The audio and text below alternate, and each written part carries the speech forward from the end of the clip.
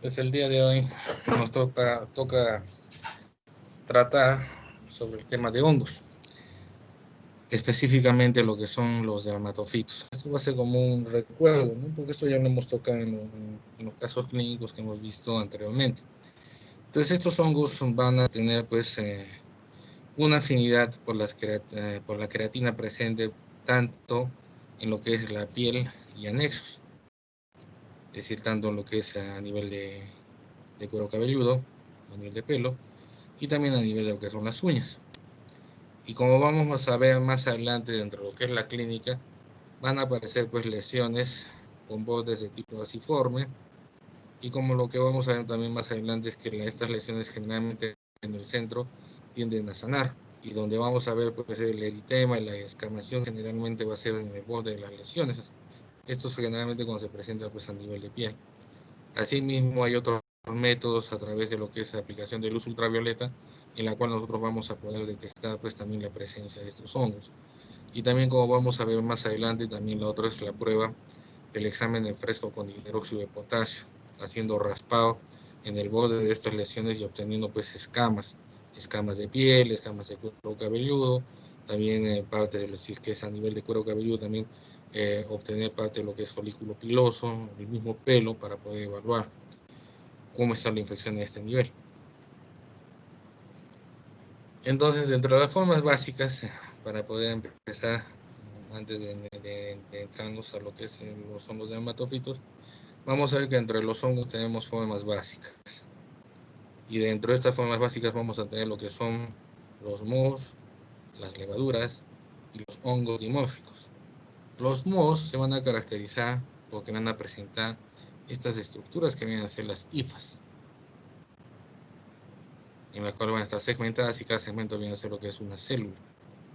Como ven, estos organismos son organismos multicelulares, aparte de también que van a tener pues hifas especializadas en la cual van a tener órganos de reproducción. En el agar saburó, que es generalmente el medio de cultivo utilizado para el aislamiento de estos microorganismos, vamos a ver que las características de las colonias que tienen este aspecto pues plumoso, polvoriento o aterciopelado, y esto es por las presencias de las hifas.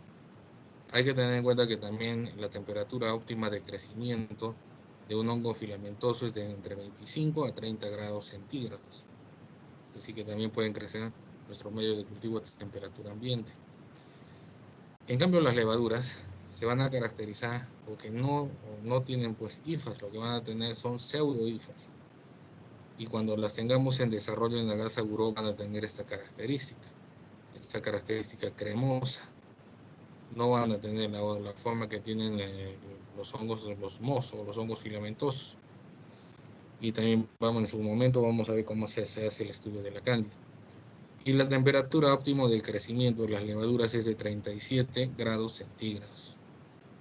Los hongos dimórficos, ya tenemos como ejemplo para Coccidioides brasiliensis, va a tener ambas formas, es decir, tanto la forma de moho como también la forma de levaduras. ¿Y de qué va a depender?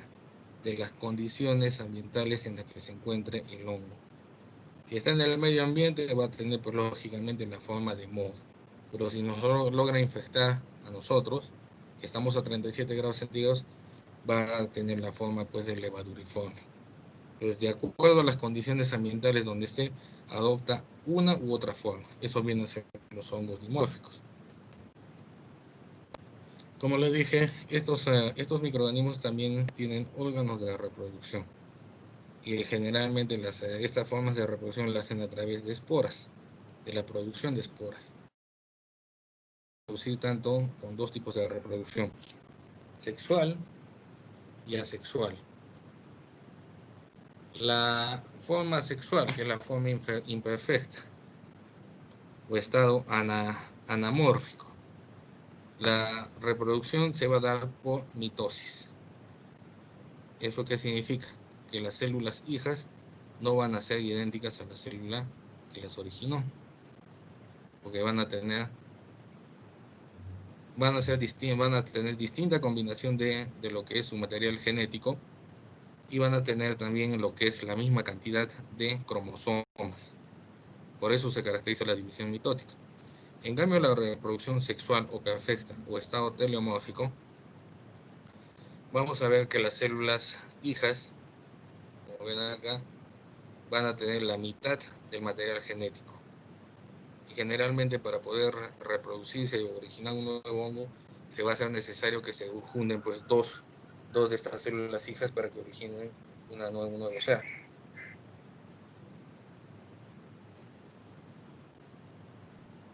Dentro de las esporas asexuales, ¿qué tenemos? Las blastosporas, que vamos a ver que es como un conglomerado de esporas que van a intercalarse entre hifa y hifa. Generalmente todo esto lo podemos ver en la Candida albicans. Las artrosporas, que esto lo vamos a ver en el Geotrichum, y acá lo estamos viendo, en la cual una hifa especializada lo que va a hacer, se va a segmentar y va a originar células hijas. Las clamidosporas, que vienen a ser estas estructuras más grandes, nucleadas, que pueden ubicarse de manera terminal o también intercalar.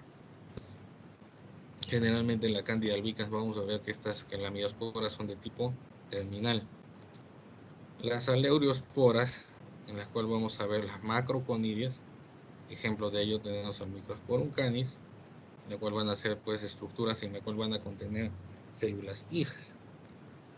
Las conidiosporas, ejemplo acá tenemos, ejemplo esto es un Aspergillus, en cual a través de esta hifa especializada que se transforma en lo que es un conidióforo, va a originar todo este órgano de reproducción. Y finalmente a través de este órgano de reproducción van a tener todas estas esporas, que vienen a denominarse, pues como ya les mencioné, como conidiosporas.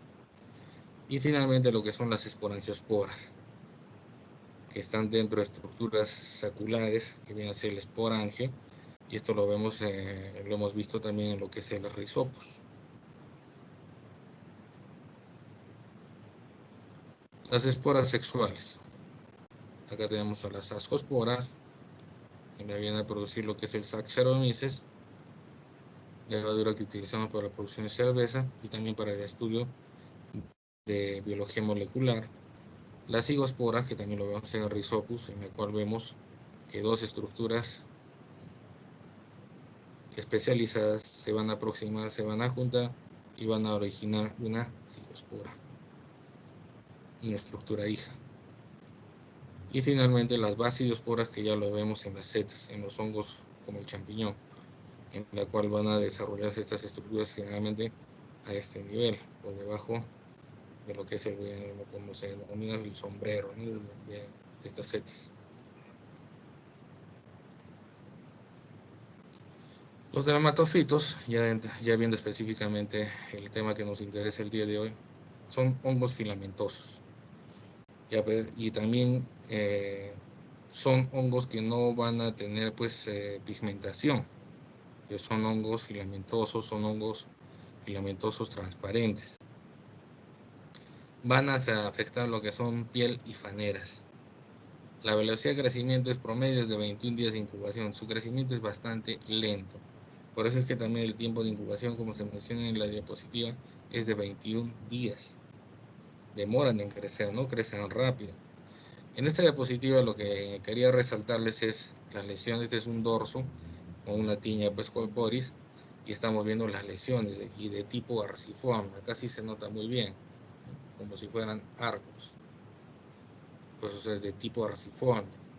Toda la lesión donde vamos a encontrar los hongos es en el borde, porque en el centro ya se va a ver como un intento de mejoramiento de la piel, de sanación. Y siempre lo característico en toda lesión micótica, que también se les hizo hincapié, es que hay lesiones satélites. Esto para que puedan distinguirlo de otros tipos de afecciones a nivel de piel, como es la erisipela o la celulitis, que son producidas por microorganismos bacterianos. Entonces no se olviden siempre, para que ustedes puedan distinguir una infección bacteriana de una infección micótica, es que las lesiones por hongos siempre tienen lesiones satélite y tienen la misma morfología que la lesión principal. La prueba inicial que se utiliza para hacer el diagnóstico de los dermatofitos, es decir, para hacer una prueba de screening y ver si es que este paciente tiene hongos o no, es el raspado de piel. Y este raspado lo hacemos en esta zona, como lo mencioné, en el borde de la lesión. Lo que se hace es un raspado, ya sea con bisturí o con el borde cortante de vidrio, de una lámina por objetos que le hemos partido. Entonces se hace ese raspado y se colecta, ya sea una placa Petri o también se colecta pues en un envase estéril. Se recolecta y esta muestra se va hacia el laboratorio. Y en el laboratorio estas escamas se van a colocar en una lámina portaobjetos junto con lo que es el KOH al 10%, el hidróxido de potasio. Posteriormente se hará un pequeño precalentamiento de la muestra y se dejará incubar 15 minutos. Durante estos 15 minutos el hidróxido de potasio lo que va a hacer es digerir la queratina, con la finalidad de que esta queratina sea transparente. Tengan en cuenta que todas estas células son opacas, y si son opacas no voy a poder ver lo que hay dentro. Entonces ese es el fundamento por el cual nosotros utilizamos el hidróxido de potasio, para transparentar las células mediante la digestión de lo que es la queratina. Entonces, una vez que ya sucede todo este tiempo de incubación, vamos al microscopio y observamos entre 10 con el objetivo de 10 y después con el objetivo de 40. Y lo que tenemos que ubicar es la presencia de estas estructuras. Como ven acá, todo se ve como un empedrado, lo que son células epiteliales.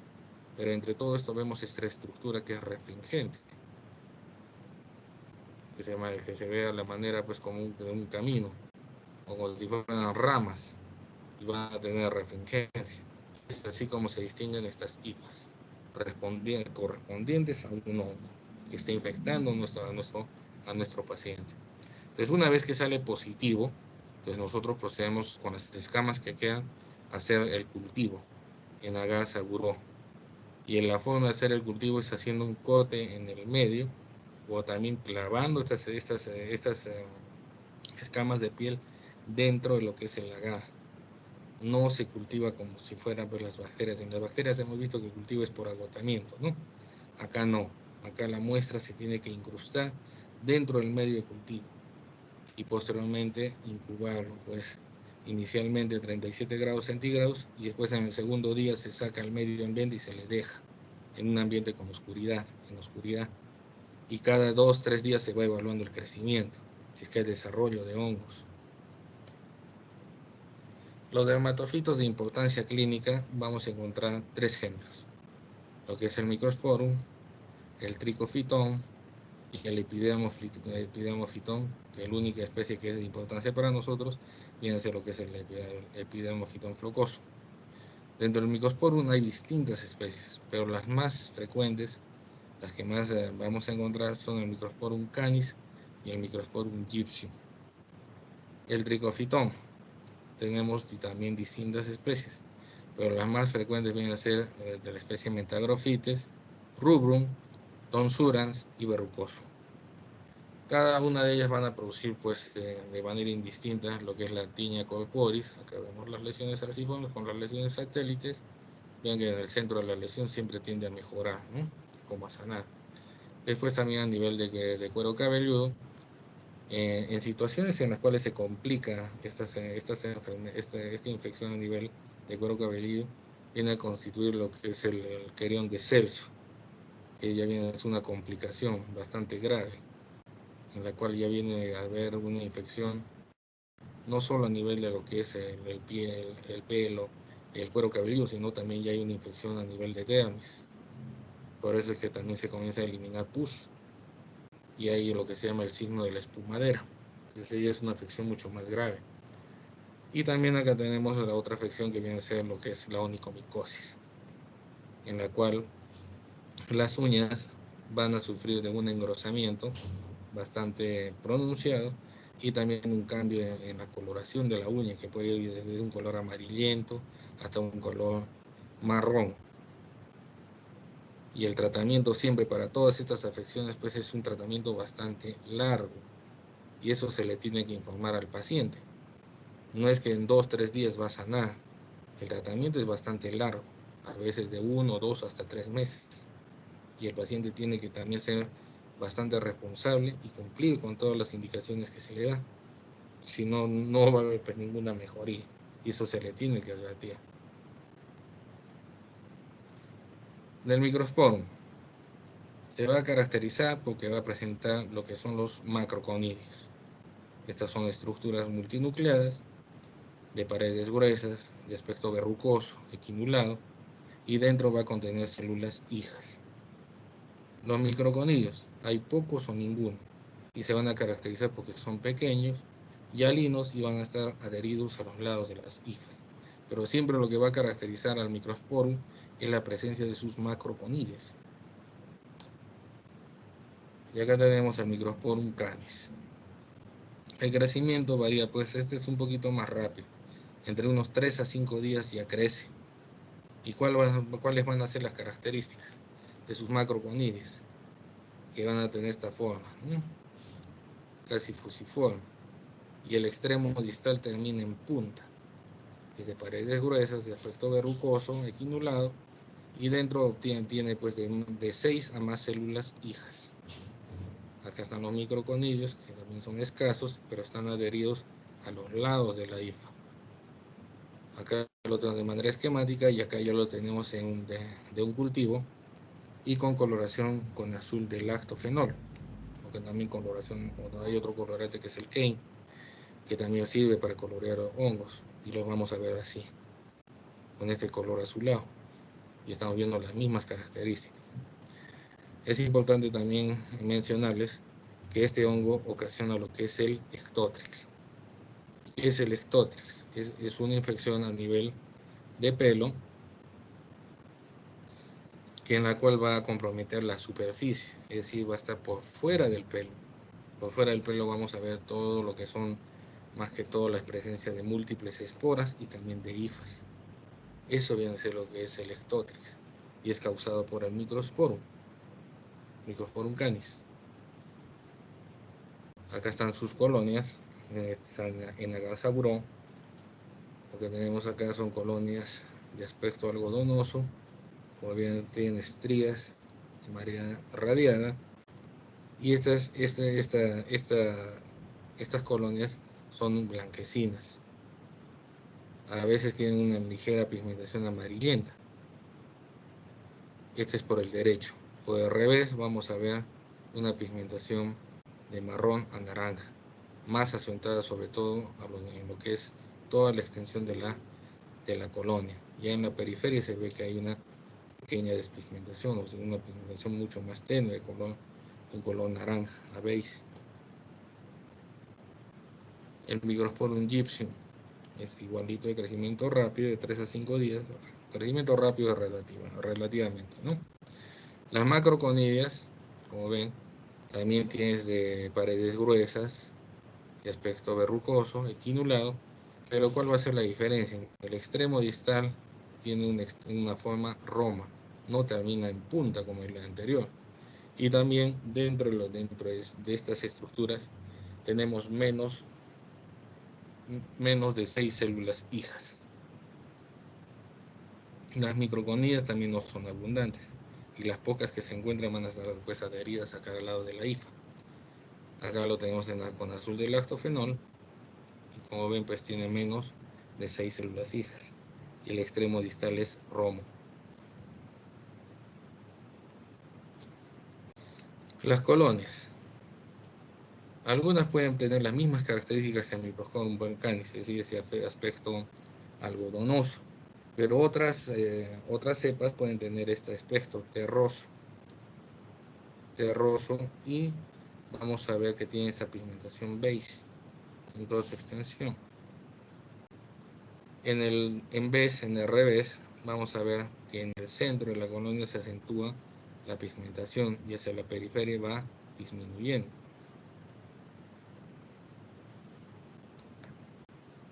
El tricofitón es de crecimiento más o menos de 5 a 10 días. Acá lo que van a abundar son las microconidias. A veces son tan abundantes que se agrupan como manera de racimo de uvas. Y también lo que vamos a ver cuando están adheridas a la hifa, van a tener esta disposición, o también van a tener esta disposición como en palillo de tambor, o si no también en esta forma como en cruz de malta. Otra característica que es también patognomónica de este hongo viene a ser la hifa en espiral, que acá también lo estamos viendo en coloración del azul del lactofenol. Y esto nos define pues claramente que se trata de un tricofitón.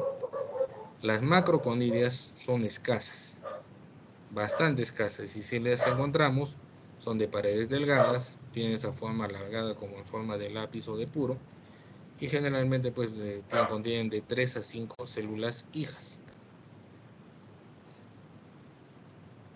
Y este hongo es causante de lo que es el endotrix, es decir, es una infección por dentro del pelo. Vamos a ver la presencia de esporas y de hifas. Ahora, la excepción de las especies que ocasionan infecciones en pelo, viene a ser la del Trichophyton verrucosum, que va a producir lo que es el Ectotrix, y también el Trichophyton schonleini, que va a producir otra infección a nivel de pelo de tipo fábico, en la cual vamos a observar dentro del pelo la presencia de placas. Pues no se olviden esto, porque ha habido un reclamo, creo, hacia la doctora Noemí sobre esta pregunta. Sobre una pregunta que creo que fue, si no me equivoco, sobre el Ectotex. Entonces, eso se documentó bien y también se ha dado la respuesta y la fundamentación. Dentro de las características de las colonias, vamos a ver que tienen este efecto polvoriento. Vamos a ver que en el centro de la colonia hay presencia de esta protuberancia. Asimismo que hay una pigmentación amarillo-limón, en lo que es en el centro de la colonia, y en la periferia es de color pues, blanco, y tiene este aspecto polvoriento. En el revés vamos a ver que hay una pigmentación uniforme en toda la extensión de la colonia, siendo mucho más clara en los bordes de la misma. El Trichophyton rubrum, ese es de crecimiento lento, 14 días. ¿Y por qué se va a caracterizar? Por la abundancia de las microconidias. Pero estas microconidias son distintas a las del Trichophyton mentagrophytes. En el mentagrophytes son colonias abundantes, pero son redondas, que parecen racimos de uvas. En cambio, en el Trichophyton rubrum, tiene esta forma como en gotas, como en pepitas de uva, como en forma de lágrimas. Y si las vemos en su disposición en las hifas, vamos a ver que se disponen pues así, se juntan, se separan, se juntan, se separan. Lo que se denomina pues como en aspecto en pájaros en cerca. Recuérdense cuando ven un montón de tortolitas o pajaritos que se posan sobre los cables de alta tensión, así se disponen las microconidias de este hongo. Los macroconidios que pueden presentarse tienen las mismas características del Trichophyton mentagrophytes, de paredes delgadas, esta forma alargada, como en forma de lápiz o en forma de puro, y pueden contener pues acá un poco más o menos entre unas 5 hasta 8 células hijas.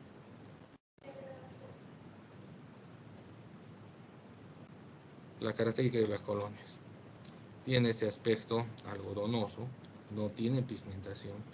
Como ven, en el centro de la lesión presenta una depresión, y a veces también se desarrollan estos arcos concéntricos alrededor de lo que es el centro de la colonia, y tiene este aspecto pues sin pigmentación. En el revés, ¿qué vamos a distinguir?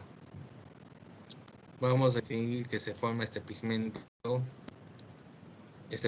de color caoba, y a veces es tan intenso en algunas especies que logra expandirse en toda la placa, y toda la placa se convierte en un color rojo vino, y eso ya me indica con una gran probabilidad de que estamos tratando pues con un Trichophyton rubrum. Rubrum proviene de rojo, ¿no? es por eso, por esa formación de ese pigmento. Y el EPP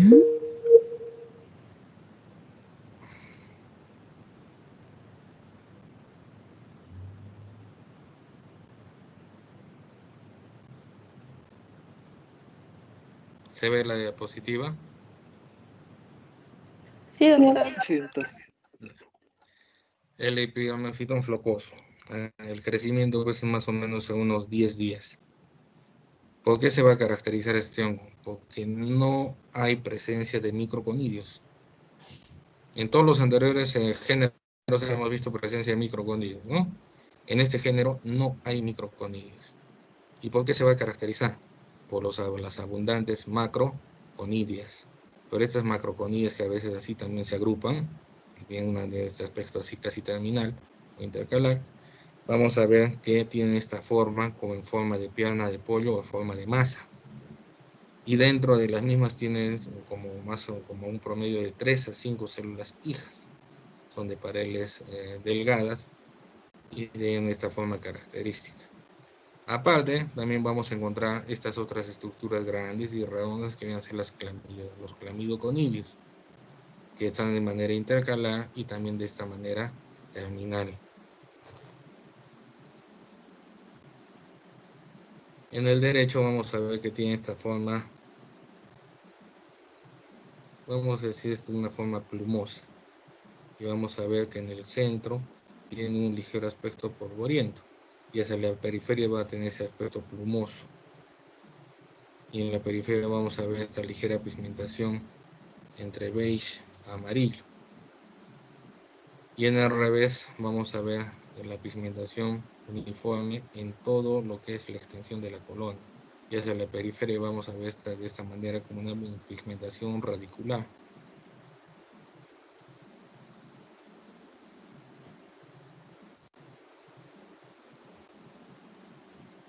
¿Hasta acá alguna duda, alguna pregunta?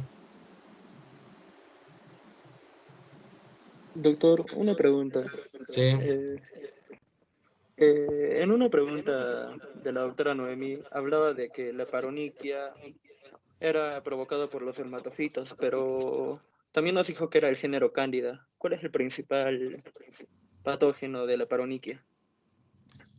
En la paronychia es una afección a nivel de lo que es uña, pero generalmente se le ha visto asociada o relacionada con lo que es cándida. Y esto, bueno, principalmente se va a verificar cuando se haga pues el raspado de uña y se verifique pues en el extendido en fresco con el KWH, el 10%. Pero principalmente va a estar relacionado con lo que es la cándida.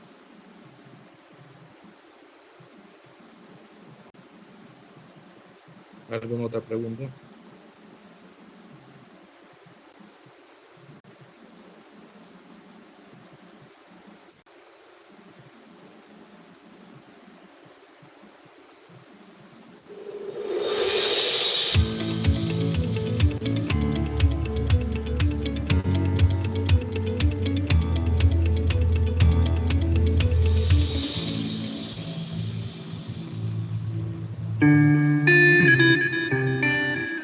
Identificación de hongos.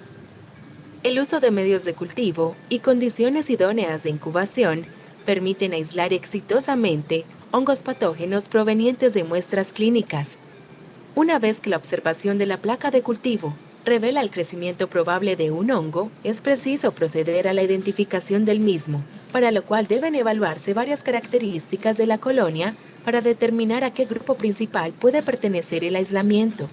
Los periodos de incubación para los cultivos micológicos son mucho mayores que en bacterias, ya que la formación de colonias visibles puede tardar hasta 3 y 4 semanas. Los cultivos deben incubarse a temperatura ambiente, o preferiblemente a 30 grados centígrados, de 21 a 30 días, antes de reportarse como negativos. A continuación, se presentan las consideraciones a tener en cuenta a la hora de identificar hongos. Paso 1. Examen macroscópico de los cultivos. Una vez transcurrido el tiempo de incubación de los especímenes inoculados en la práctica anterior, Se debe realizar una evaluación macroscópica de los cultivos realizados a partir de la muestra de interés en medio de cultivos Saburó y Micocel y a partir del monitoreo ambiental en Saburó. En primera instancia, se deben observar los medios de cultivo por su parte posterior o reverso. De esta manera, se deben reportar características importantes, la presencia o ausencia de crecimiento, el tamaño de las colonias, color y apariencia. Una vez realizado este examen, se procederá a evaluar las mismas características en la parte anterior o anverso. Se debe evaluar además si el crecimiento del hongo ocurrió en las zonas de inoculación y si su aspecto es algodonoso, térreo o aterciopelado como el de los hongos filamentosos o cremoso como el de las levaduras. Paso 2. Coloración de estructuras de hongos. Encender el mechero. Tener precaución con la manipulación para evitar quemaduras. En una lámina portaobjetos debidamente identificada, colocar de 1 a 2 gotas de solución de azul de lactofenol.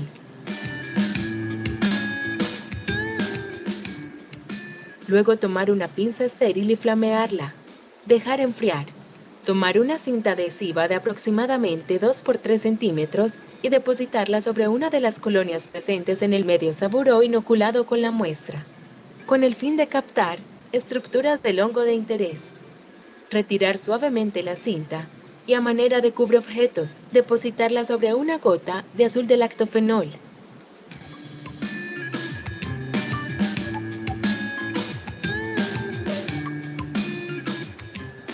Repetir este mismo procedimiento para las cajas de cultivo utilizado para monitoreo de hongos ambientales.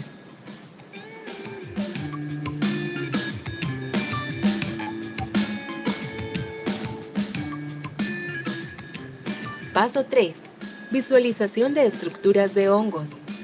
Tomar las láminas donde previamente se realizó la tinción de azul de lactofenol y llevarlas al microscopio para su visualización.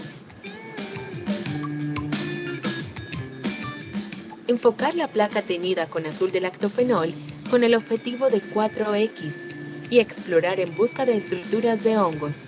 Luego visualizar con el objetivo de 10X.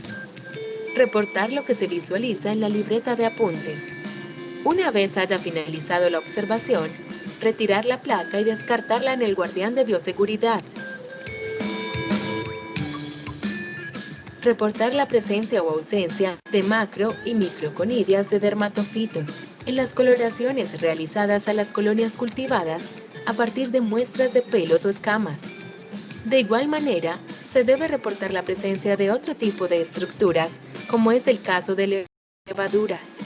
Finalmente, se debe reportar la presencia o ausencia de estructuras de hongos en el cultivo llevado a cabo mediante monitoreo del aire.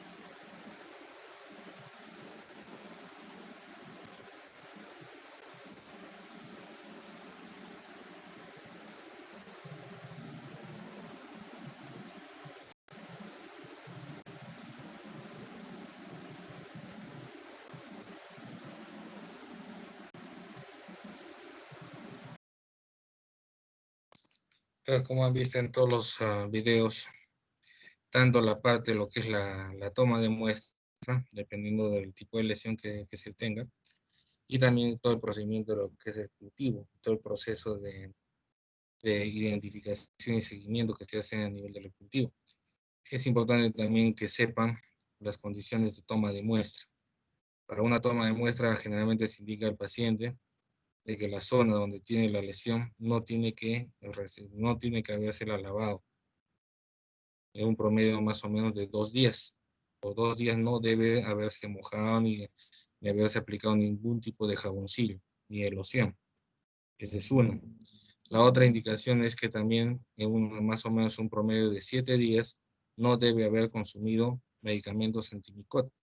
Algunos autores sugieren que debe ser hasta un mes que no debe recibir tratamiento antimicótico.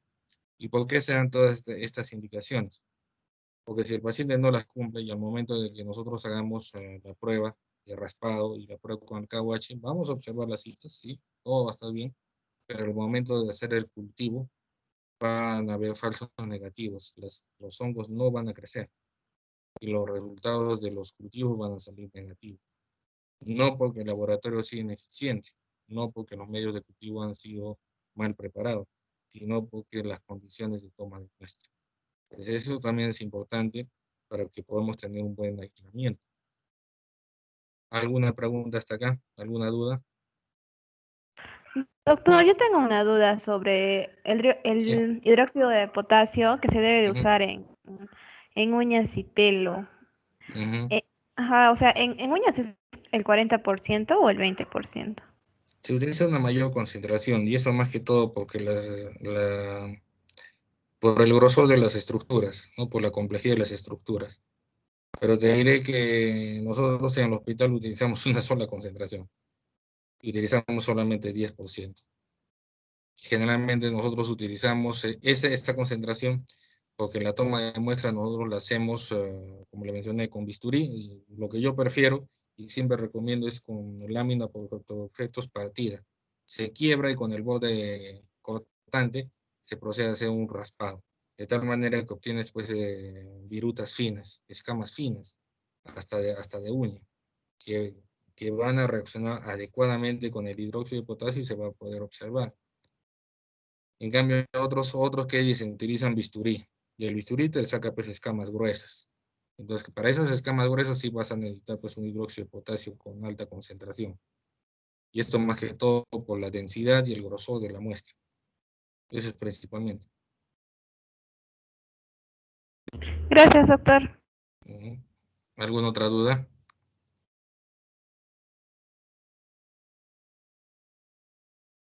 El tratamiento de estas lesiones tiene que ser siempre indicando al paciente una higiene, una limpieza de la lesión. Posteriormente se tiene que aplicar alcohol yodado o también solución bórica, y una vez que sé que se tiene que aplicar lo que son los medicamentos antimicóticos, puede ser itraconazol, clotrimazol, etcétera, etcétera. Y se le tiene que indicar que el tratamiento pues es bastante prolongado y el paciente tiene que ser bastante metódico en esto, porque el tratamiento generalmente se indica que debe hacerlo mañana y noche, y esto por un mes, y al mes se tiene que evaluar cómo progresa la lesión. Por supuesto que cuando se llegue pues al mes no se va a poder pues hacer cultivos porque lógicamente está con toda la terapia y van a salir falsos negativos. Más que todo tiene que ser la parte de la evaluación clínica para ver si es que hay efectividad de tratamiento o no. ¿Alguna otra pregunta?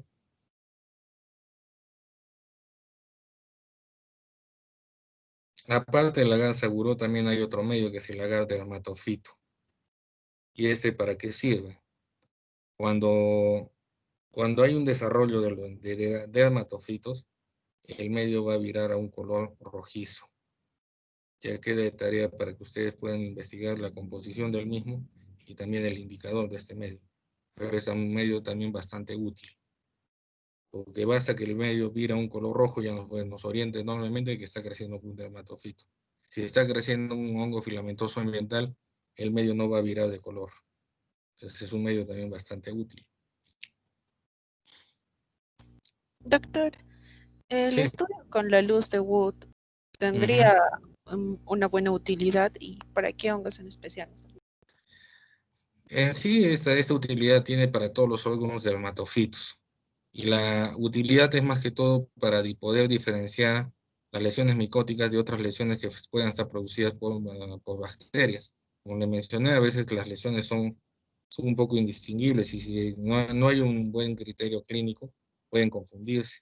Entonces, la utilización de la luz de Wood es más que todo para poder diferenciar y ver la presencia pues, de los hongos, del agente etiológico de los hongos en estas lesiones, principalmente.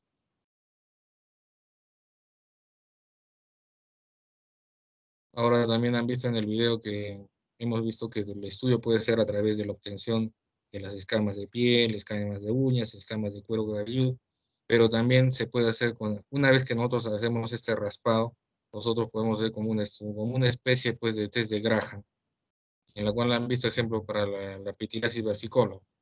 Han visto que se ha aplicado la cinta adhesiva sobre la lesión. Se ha despegado y después se le ha vuelto a pegar una lámina por otro objeto, pero previamente habiendo colocado pues, una gota de azúcar de lactofenol. Pues hay distintas formas. Asimismo, también para poder hacer el estudio de micromorfología ya de estos hongos cuando han crecido en los medios de cultivo, hay distintos métodos. El mejor es el que han visto en el video, en la cual se utiliza pues, cinta adhesiva y se coloca sobre la colonia. Esto es mucho mejor, porque antiguamente, ¿qué es lo que se hacía?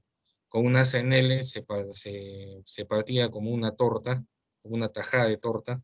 Han visto que la colonia pues tiene esa forma así redonda, ¿no? Como una torta. Entonces del extremo se saca como una tajada, con una CNL, incluyendo tanto la colonia y también lo que era el agar. Y en la lámina objeto se la colocaba, se le colocaba azul de lactofenol y luego con una lámina objetos se le colocaba encima y se le aplastaba, siempre calentando la lámina con el mechero. Pero ¿cuál es la desventaja de este método? Que las estructuras pues, de los hongos son bastante delicadas. Y con esas maniobras lo que se hacía era romper. Y a veces pues, se observaba pues, solamente puras esporas y puras hijas, pero no podíamos observar estructuras. Por eso la mejor metodología es la que se ha visto con el uso de la cinta adhesiva. ¿Hasta acá alguna otra pregunta?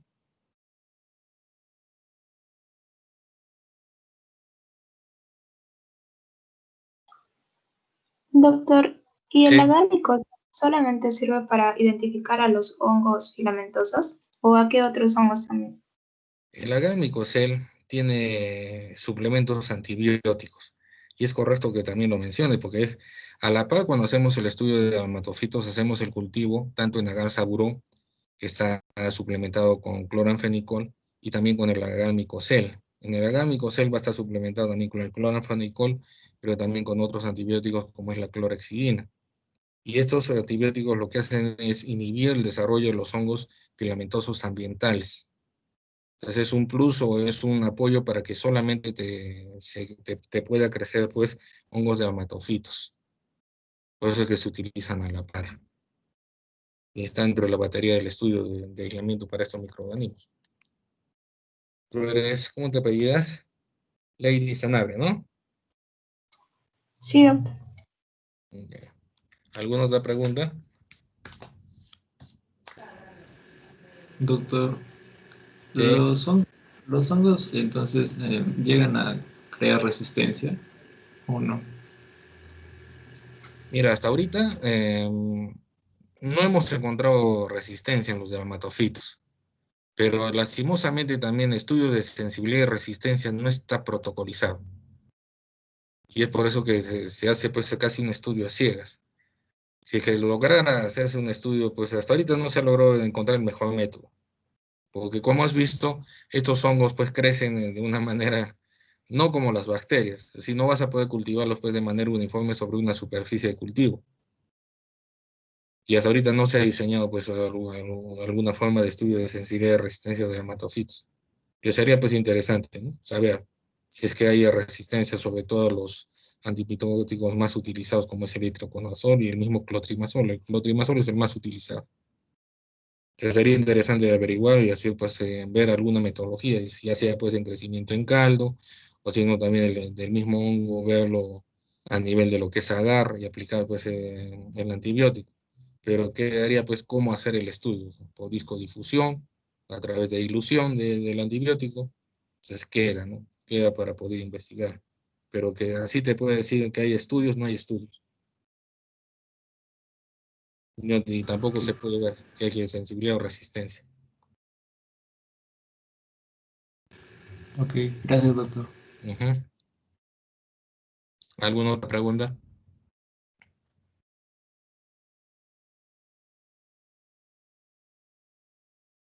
Listo, jóvenes. Si no hay más preguntas, nos vemos en la próxima clase. Cuídense. Hasta luego, doctor. Hasta luego. Hasta luego, doctor. Hasta luego, doctor. Gracias.